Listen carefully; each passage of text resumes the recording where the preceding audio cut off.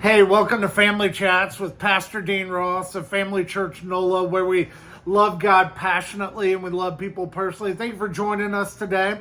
We're going to read together Luke chapter 11, verses 37 through the end of the chapter, and we're going to talk about what is our motivation in ministry? What is our motivation at the table specifically? We've been talking the last few family chats about community meals, how God uses the table, God uses meals to bring himself glory and for us to bring good to other people.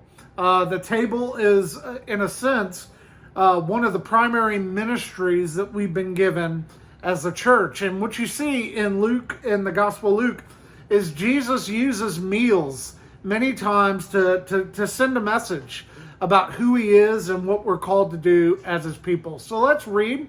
We're going to talk about motivation, and we're going to read Luke chapter 11, beginning in verse 37. It says, while Jesus was speaking, a Pharisee asked him to dine with him, so he went in and reclined at table. The Pharisee was astonished to see that he did not first. Now, so here it comes. Pharisee invites him over for dinner, and then immediately the critiquing happens. So what is your motivation at the table? The Pharisee was astonished to see that he, talking about Jesus, did not first wash before dinner. And the Lord said to him, now you Pharisees, you cleanse the outside of the cup and of the dish, but inside you're full of greed and wickedness. Now, is Jesus against hygiene? I don't believe so. I believe Jesus was using this as an object lesson to call out their exterior that seemed fine, their religion that seemed fine, but at its essence, it was hollow and not pure. It had lost the motivation for why they did what they did. And he said, you fools, verse 40, did not he who made the outside make the inside also? But give as alms those things that are within, and behold, everything is clean for you.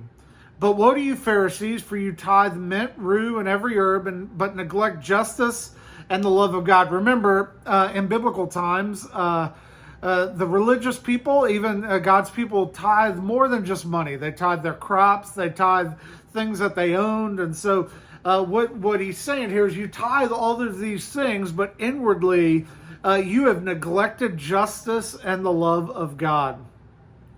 These things you ought to have done without neglecting the others. Woe to you, Pharisees, for you love the best seats in the synagogue and greetings in the marketplace. Woe to you, for you are like unmarked graves, and people walk over them without knowing it.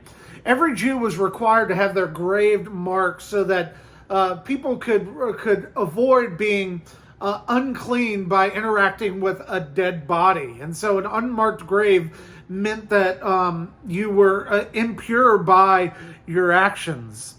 But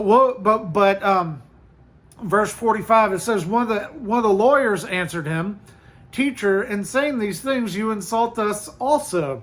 And Jesus isn't done with his woes. He says, and woe to you, lawyers, also, for you load people with burdens and hard to bear, and you yourselves do not touch the burdens with one of your fingers. Woe to you, for you build the tombs of the prophets whom your fathers killed, and so you are witnesses, and you consent to the deeds of your fathers, for they killed them, and you built their tombs. Therefore, also the wisdom of God said, I will send prophets and apostles, some of whom you will kill and persecute. So, and they would end up doing this very thing to Jesus on the sinner's cross.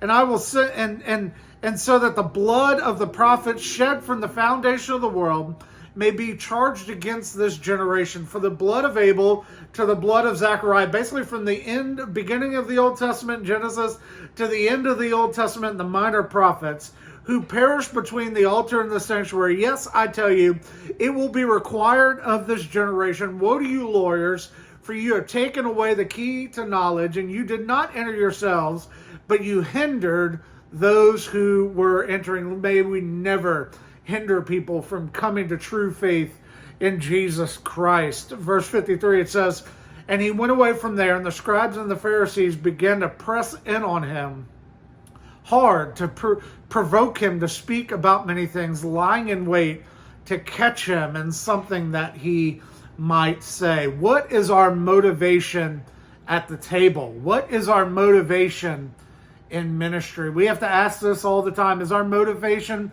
that I would get glory, so that I would manipulate someone else, so I manipulate God to get what I want? Your motivation matters. The outside of the cup can seem clean, while the inside is polluted. We, as God's people, have to be motivated by the right things for the right purposes. And this is why Paul writes in Philippians chapter 4, verse 8, and he says, "Finally, brothers, whatever is true, whatever is honorable, whatever is just, whatever is pure, whatever is lovely, whatever is commendable, if there's anything of excellence, if there's anything worthy of praise, think about these things." How do you know your motivations are right? Read your Bible, pray, share your faith. Make sure Jesus gets the glory for everything that you do. If you'd like to follow Jesus, please reach out to us online. Know that Romans 10:13 says, "Everyone who calls upon the name of the Lord shall be saved." And know that it's not about what you do, it's about what he has done. God made him who knew no sin to be sin, so that we might become the righteousness of God. Reach out to us online at jointhefamily.church. We'd love to invite you to be a part of our church family. If you don't live near us, or you already have a church family, we want you to get plugged in there. If you need to find a church home, reach out to us online at jointhefamily.church. God bless, and I'll see you next time.